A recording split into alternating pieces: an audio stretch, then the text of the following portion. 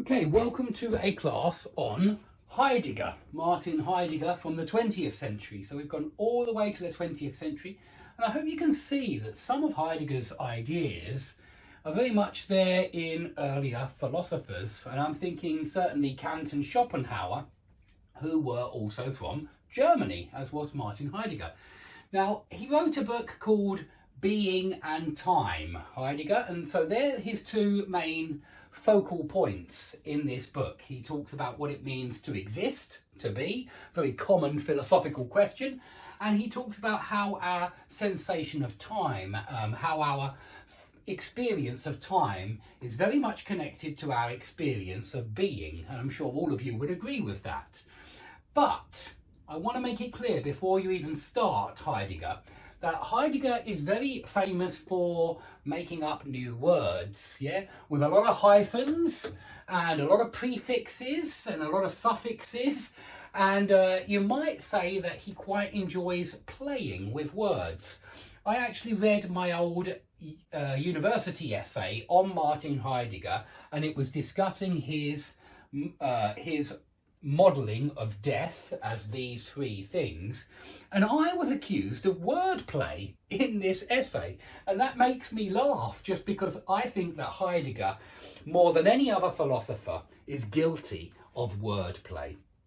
Now, he starts with a distinction between these two words, and he actually doesn't bother explaining to you the distinction because he thinks you obviously know this distinction, but I'm well aware that no one knows this distinction between ontic and ontological. So let's start with what that distinction is.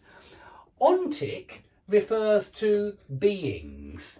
It refers to what a thing is in the simplest possible sense. Okay, what a being is, what a thing is. It's just what a thing is, ontic.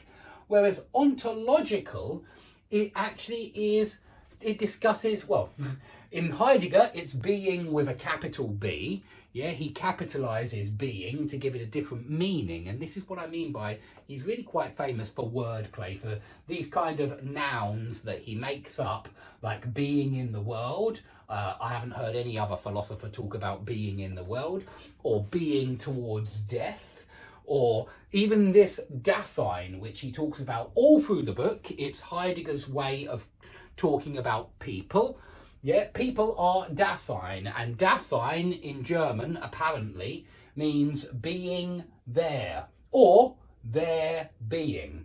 Yeah, so he uses a lot of new words that other philosophers haven't used, and I think that makes him extremely obscure and difficult to read. Anyway, back to ontic and ontological.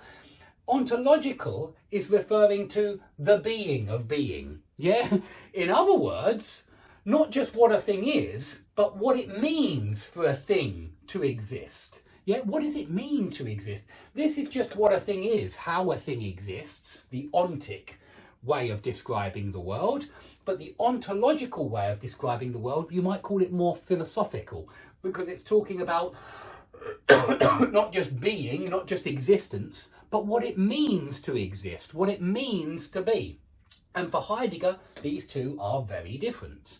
Okay, and you might also say ontological things, they tell us how beings are intelligible as beings. Yeah, that's another way of understanding it, how beings are intelligible as beings, or in other words, what it means for a thing to exist.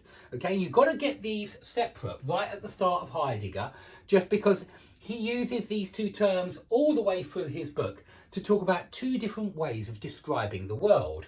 One, the ontic way, the simple way of just describing how it is, and two, the ontological way, which questions what it means for a thing to exist and how beings are intelligible as beings. So you can see this is a very important distinction that he makes at the start. Now, Heidegger always refers to people as Dasein, and I want to make it very clear